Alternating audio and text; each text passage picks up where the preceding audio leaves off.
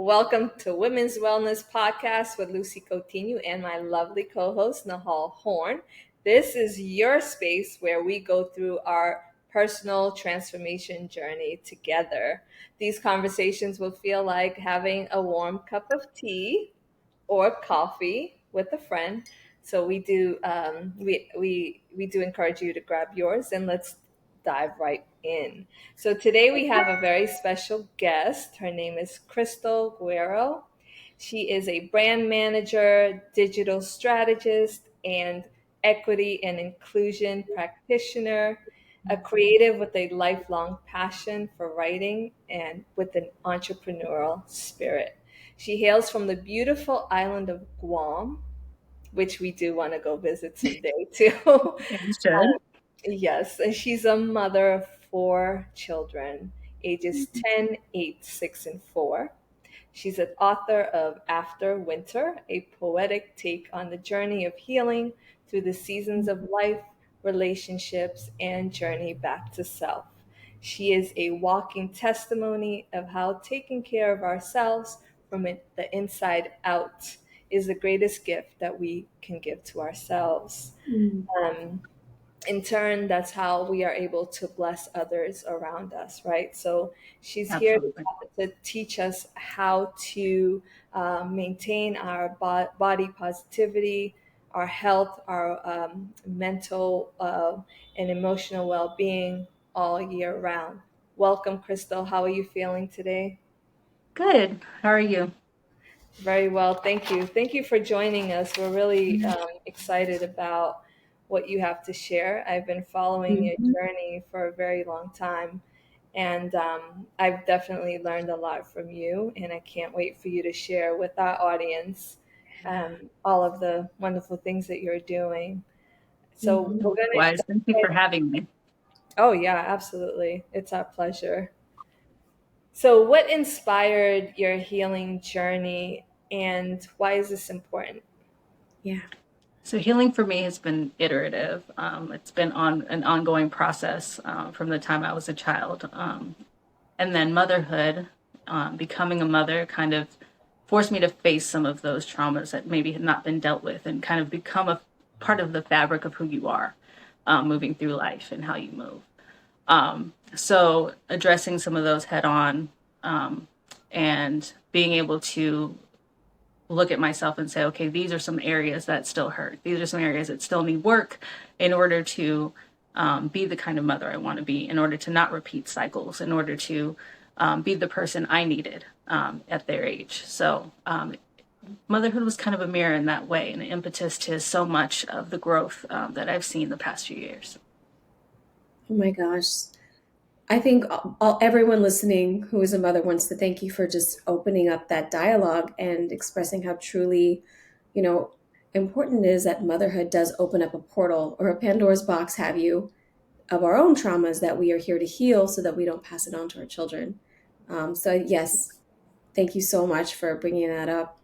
But I would like to also talk about how you have created this platform for body positivity. And I want to know how it relates to, yes, our physical health, our, everything dealing with the physical, but also like well-being in its entirety. How does that go hand in hand? Right. With regard to body positivity, I think, especially as mothers, we go through this journey of expanding, contracting, in my case, doing that 4 times, and just being able to get to the place where you can look in the mirror and not necessarily see the same person that you were before, but start seeing bits and pieces of that person, and this new person you've become as a mother, and then being comfortable with that. I know with me, with my youngest, I went through postpartum depression. I kind of went through it with all of them, but the youngest was the most deep, I think, and the hardest to get through. So dealing with that, and kind of saying, okay, I still need to function. I still need to take care of these kids. I need to make sure that he's okay. So I need to make sure that I'm okay. I need to figure this out and figure out how to do it. So really dedicating and throwing myself into fitness probably a little earlier than I should have, based on doctors' recommendations, but I started back into fitness pretty early, postpartum. Tried to find that headspace, and that was kind of the start of my journey into finding that balance again. So I would wait till everyone went to sleep and the house was completely quiet, and I would work out between probably midnight and 3 a.m. every night, and go to bed for a couple hours, get back up and do it again. And it wasn't the healthiest thing, but it was the start to me saying, okay, I'm going to carve out time. And at that Wow. point, I was like, I don't want to impede on anybody else and anything else that I have to do for everyone else, but I'm going to put aside some time for me. And that kind of was me dipping my toe into, okay, this is not only okay, but it's necessary. Mhm. So My gosh, that is, I'm having a hard time, like, how 3 hours in the middle of the night, and only getting a short amount of sleep? Are you one of those people who don't need a lot of sleep? I'd say I don't. I would say that I learned to function on very little Wow. sleep. Um, I've always wanted but to. That's impressive. yeah, I get more sleep now. I've transitioned to a space where I'm kind of like, okay, I'm setting aside time during the day for working out, and it's going to be at the gym, so I don't have, because I tried for a while to do it at home. I have a playroom downstairs. It's kind of half playroom and became half gym during the pandemic, but it is all glass.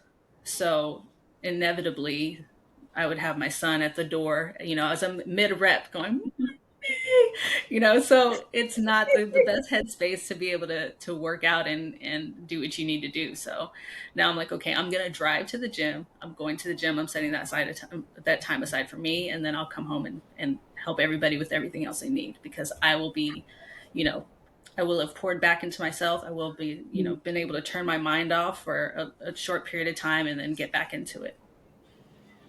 Oh my gosh. Wow, that's impressive. I Now, do think you feel like that kind of helped you get through the postpartum depression and the challenges? Absolutely. At the time, early on, like I had him in 2019.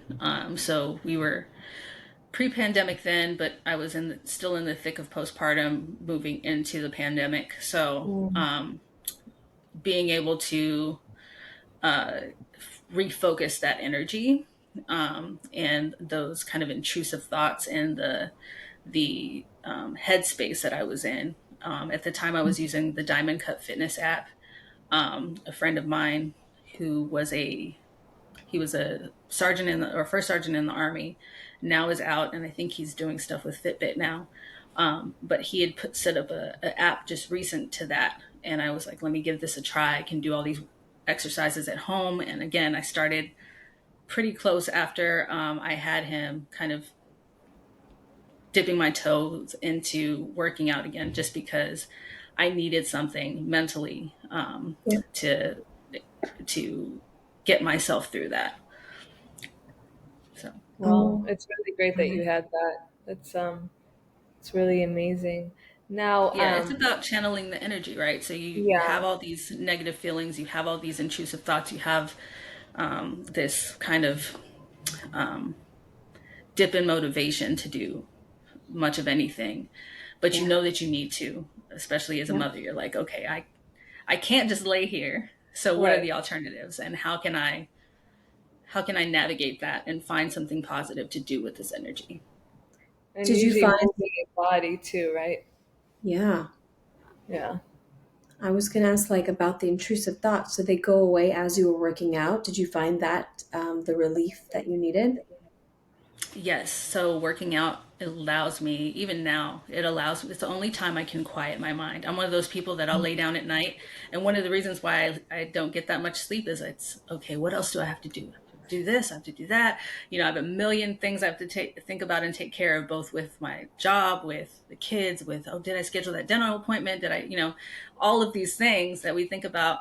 And while I'm at the gym, it's, headphones on, whatever music is playing, and it's just, I'm able to just quiet it all. So, I Oh my love God. that. That's a good tip. It's a really good tip because usually they say moving your body kind of moves the energy all throughout and Mhm. like it's a release to release Absolutely.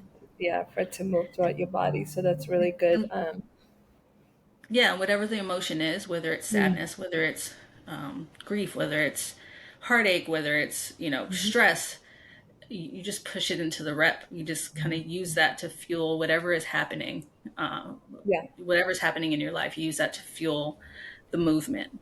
So it's yeah, just kind of transmuting that energy into something positive, and that's going to benefit you ultimately. yeah. I love that word, transmuting the energy. I do love that too. Yeah, that's great. It could be dance, workout, yoga, Mhm. could be walks, a good run. So many things we can do, right, to move all that energy throughout. Now, have you always felt confident in your body? And what did it actually take for you to get there? What are some of the tips that you may have for us? So the answer to that is absolutely not. Um, I was one of those kids. I was always kind of chubby.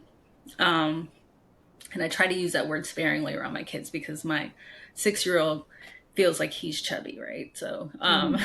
I, but I was always just kind of a bigger kid from like fourth or a young age to about fourth grade, I would say. And I remember in fourth grade going to the doctor with my mom, and the doctor straight up saying she needs to lose weight. She's overweight. Um, Oh my gosh. and kind of going, dang, the doctor is confirming what all of these little kids and bullies have been saying at Mhm. school.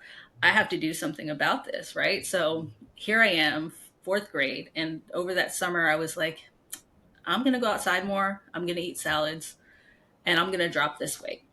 And I did. I went from like 104 pounds to like 86 pounds over a summer. Oh my And God. from then on, I became kind of obsessive about it. Like I was always watching what I ate, making sure I was moving. Um, Not to the point of being unhealthy, like super unhealthy, but I think at the age I was, it was probably unhealthy to be thinking about it as often as I did. Yeah. And so moving, my parents were always, my dad was in the army, and my mom was always into fitness also. So they were always running and always being active, um, and watching, they were always encouraging eating vegetables and all of that good stuff. So taking that, and then becoming a little bit healthier with it as I got into like my early college years and things like that. Like I would go running and I started to do a little bit of modeling, which made me a little bit more uncomfortable, but that discomfort made me a little bit more confident Mm. and doing things that I wasn't used to. I didn't like being the center of attention. Even when I was in high school, and like I was telling you all earlier, I developed early, so I had a lot of unwanted attention, and I would try to cover it up all the time. Baggy clothes were in back then, thank goodness. So I was always wearing sweatshirts and baggy Uh-huh. jeans and sneakers. That was me always. And then so taking that in early college years and just kind of learning to be a little bit uh, more confident in my body. But I don't think I was ever as confident, even through radio and my, my short career in radio, um, being in front of a lot of people. I wasn't ever as confident as I am now. And I think Mm. part of that is um, honestly motherhood and teaching me to look at myself in a different way. Mm. Having gone through the postpartum depression, having gone through the great things that us as women, our bodies can do, just kind of seeing like how we transform, and then having a little girl and looking at her and saying, Mm. I can't say negative things to myself because she's going to Mhm. say negative things to herself. Totally. I have to Yeah. model and embody and learn to love me so that she can love herself. So Right. um, Love that's that. something I think that has come full circle for me from this little girl who was, super introverted and scared of the limelight and scared of attention and not wanting to fully express, to a grown woman who has finally found that stride a bit. I Wow. love that. That's so inspiring, especially when you talk about like, your daughter and you being like a young child and just walking us through like how it got you from where you were as a little fourth grader to now this beautiful, healthy woman who is modeling like so many good, great qualities to the future generation. And speaking of modeling, um, for us, for the future generation, actually, our generation now, what workout tips do you have for women like us, like mothers, busy on the go women? Do you have something that you could do like a snapshot and just tell us, okay, so this is what you do on during the week, or like many, or is there anything that you eat to keep you in good, healthy physical shape? Mm-hmm. So lots of fruits and vegetables. Do not be scared of carbs. For the longest time, when I was younger, I was terrified of carbs because I had gone the other way. When I was in high Yeah. school running track, I was eating nothing but carbs because I had no idea about nutrition at the time. So Mm. um, I got to this place, that whole low carb, no carb movement, Yep. the watching and counting your calories all the time. I don't do any of that. Yeah. What I do is I make Good. sure I get a lot of protein. Um, and that's something I think we as women don't get enough of. And especially myself, I have to watch it because I am a pescatarian, so I don't eat all the other meat sources. Same So here. Me too. so it's fish and it's beans and it's all of the leafy greens and brown rice, things like that. So just eating to not necessarily count your calories, I think, but just kind of the balance between your healthy fats. Mhm. Just looking at macros, and I'm not an expert on it by any means, but I know that I've gotten a lot more comfortable with carbohydrates and Mm. understanding the what you need to grow muscle and to Yeah. just a lot of people have no real goal in mind, just I want to look toned, right? And so that requires building of muscle, and building muscle requires all of those things in balance. That makes sense. Oh And wow. I keep hearing fat is our friend. Like I eat like, avocados, olive Mhm. oil, a lot of almond butter, lots of nut butters too. And just Yes. nuts in general are supposed to be really good. Yeah, and it's So the great healthy fat. for Yeah. brain health, for Mm-hmm. overall sanity. We definitely need all of that. We need the good fats, and the whole again, and that's part of the food industry, right? Like the low fat. You go to the Mhm. store and anything will be light, low fat, no fat. It, I mean, just eat food, whole food, as much as you Yes. Yeah. can, Thank and you. access to that it varies depending on where you are, or quite honestly, the amount you have to spend, right? Because you can go to Whole Foods and walk into this beautiful array of like vegetables and all of that stuff, but it's pricey. And Yeah. you can go to, your local grocer and not see a lot of that stuff either. So it's Mm. just really about taking in as much real food as you can Mm. I love that. and skipping McDonald's maybe. Yeah. Let's talk Yeah, the about processed stuff is motivation. getting us. It is. Yeah, it is Mm. getting us, right? That's the worst. Let's talk about motivation and what's your take on motivation? How do you stay motivated, or is it even about motivation? So motivation is a funny thing because it comes and it goes. Um, I Mhm. 9 times out of 10 will wake up with zero motivation. Right? As mothers, we're tired, we're exhausted, most of the time, and so most mornings I don't wake up with motivation.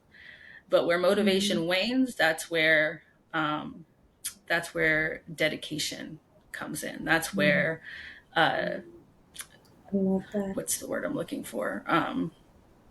That is where determination comes in. That's where you kind of say, okay, these are the things that I have to do, and you Mhm. just put one foot in front of the other. And then the motivation, like I said, it'll go like waves. Some days you'll feel great and you'll be ready to go to the gym. Most days I'm not. Most days I'm dragging myself. I'm like, I'm going. I know once I get Mm. there, I'm going to be happy about it and it's going to give me all the endorphins and all the great things and it's going to be good for my body.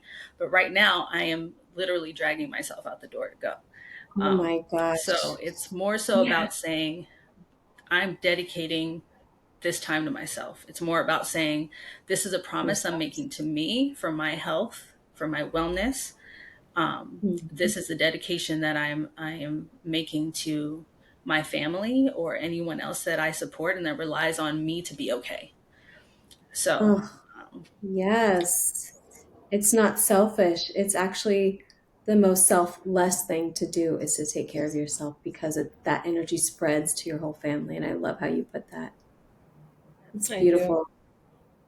Very accurate. Yeah, and thank you for Yeah. answering that. That's because Yeah. I feel like sometimes that's where we struggle, right? Like, how do I 100. stay motivated? But I think cultivating like your routines and saying, okay, this is what I do.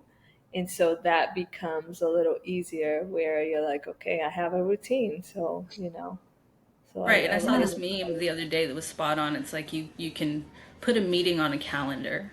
You can block Mm, off time for people. You can block off time for school events you have to do for your children. You're saying, from this time to this time, I'm doing this thing. So why can't you do that for yourself? Right? Why can't you block off that time for yourself a day? Even if it's So 30 true. minutes. So, Right? yeah. Yeah. That's a lot of times that's all I usually will give myself is like 30 minutes doing like a workout on the screen, using Hmm. like a kettlebell. I have like one kettlebell at my house and I make that a workout. yeah, Whatever that's you all can you need a do. lot of the time. It's more Mhm. about, I'm going to be disciplined. I'm going to do this thing and I'm going to do it consistently. I'm going to do it over and over again until I either achieve the results I want or Mhm. until I, just maintain what I've already gained, whether it's mental, physical, or emotional, or all three. So, I love that. Speaking of like mental, you also are a writer. And I would be remiss if I didn't cover your book of poetry called After Winter, correct? yes. How can you please tell us a little bit about that, your inspiration, also how we can get a copy of that book and how we can join you on this beautiful journey? Absolutely. So the book came as I was going through the postpartum depression. Writing has always been catharsis for me. Um, Mhm. I anytime I was, like I said, I was a really quiet child. So anytime I had something wrong with me, I would either journal, I'd write a poem, I'd write something and put it to paper because I couldn't always verbalize what I was feeling. Um, so that's what that was, going through postpartum depression, examining um, my relationships over time. So it's pretty much um, it's a, what is the word I'm looking for? It's just a collection of all of the things I've felt through every relationship that I've had. Um, and recognizing, taking a step back and looking at the seasonality of it all. Yeah. And as I was going through the postpartum depression, as I was going through issues with my relationship, um, kind of seeing the similarities in all of them and saying, okay, what are Mm. the things that this is trying to teach me? Since I've been through this before and I've seen these seasons before, what are these seasons trying to teach me? What did I not learn the first time that I need to learn this time? Oh, wow. And so examining those, and it goes through, that's where, when I was done writing, my process is very much, um, I don't do a lot of rewriting or editing afterwards. I kind of edit as I write, and I just write, write, write, write, write, write, write. All it's from emotion to the pen to the paper, and that's what it is. So it's all very raw as you read it. I think you'll see that, and then taking that, working through all of it, and then when I looked at it, I was like, oh, this fits into this season, and this fits into this season, and all of these different relationships have had these times, and then the great thing about it is there is a time after winter. And it's that the inspiration for that title actually was, I love Lauryn Hill. And so after winter must come spring. Change, it comes eventually, right? So like that, you will Mm. have a spring. No matter how bad and how dark it looks right Mhm. now, you will have a spring. There's a light at the end of the tunnel. Absolutely. Oh, I love that. as we're in winter right now and it's snowing outside for both Crystal and I. We're in Yes, the and I thick of always look forward to spring. So it. that's been, and every relationship, it also is in physical reality. I am very much a spring summer person. And so the book is going to be available for pre-order this Friday. Um, Oh Wow, my and that's goodness. today, timing, huh? yeah. So I'm Perfect timing. excited. It's been a long Well, time let's drop coming. the date. What's Friday's date? Is Yeah, it Friday the 20 no, the 19th, January 19th. Yes, the all 19th. right? Yeah, and it's been, And and how can we Lucy, find it? this has been a long time Mhm. coming. My Yes. sister actually illustrated the book. She's an artist. Oh my So I'm super gosh. excited about that portion too, to kind of sharing her artistry with everyone because she really is amazing. Um, Oh my gosh, I and love that. It's like collaboration with your family member and another woman. yeah, and she's amazing. She's a mama too.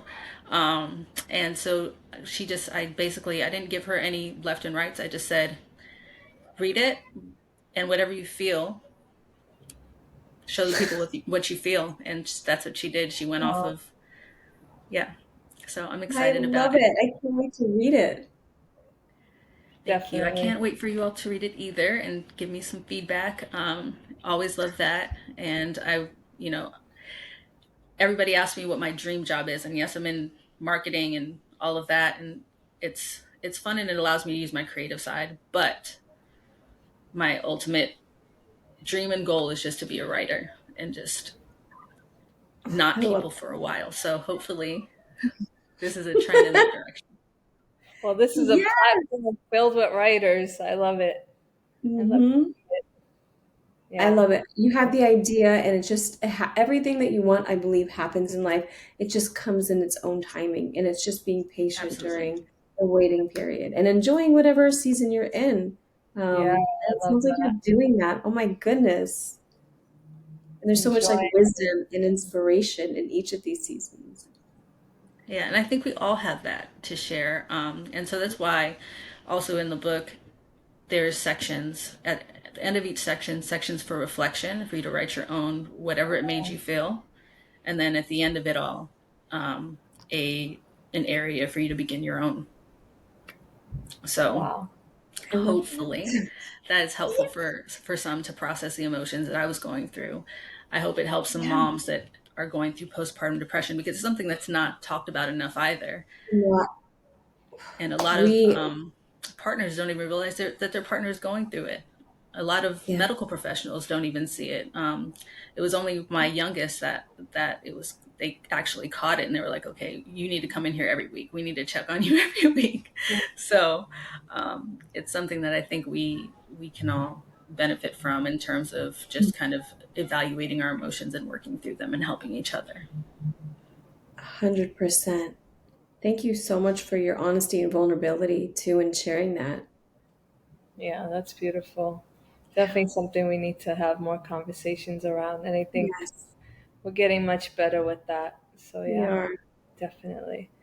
Wow, Crystal, it's been amazing. And we definitely want to get a copy of your book. It's coming Hmm. out Friday, January 19th. Please do direct us of where. Amazon? Can we get on Amazon? Yeah. Yes.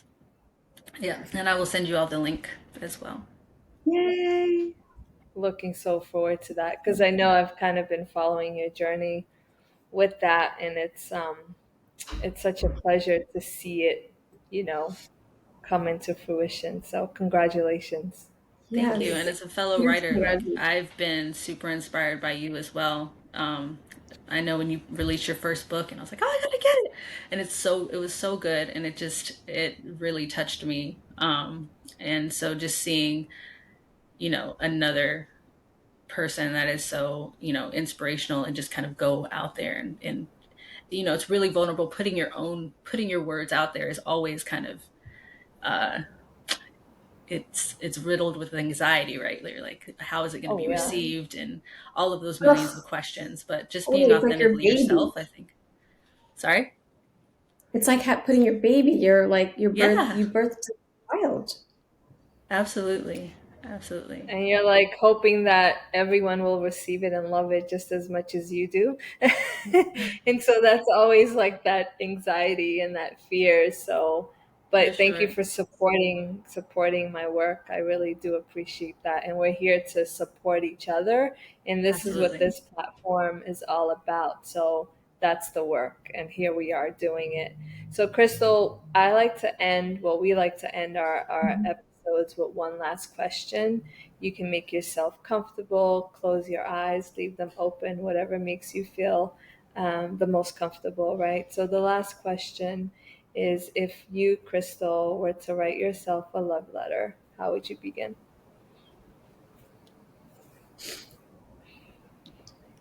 And with Dear Crystal, give yourself some grace. Mm. And I think that letter I could write to both of you and a million women, right? Give yourself some grace.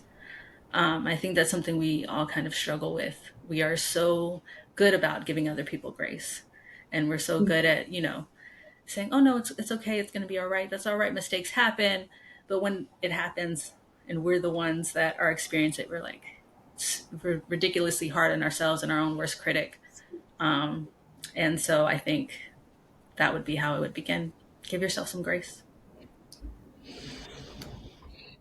I received that. I know, we're like, okay, we could give ourselves some grace. It's Calm. almost like you answered this prayer or something like that. Yes, gave us Yeah. permission. Yeah. No, thank you for that permission too, for sure. That was wonderful. Wow. I don't know how you feel, but I feel very full right now. This has been amazing, and I'm sure that our listeners and our viewers will also catch all the gems that you've shared. And we wish you continued success in your venture. We are here cheering you on, watching you, walking side by side, and we're so very proud of you. Thank you for sharing this Thank you afternoon so with us. Likewise, thank you both. Thank you. much.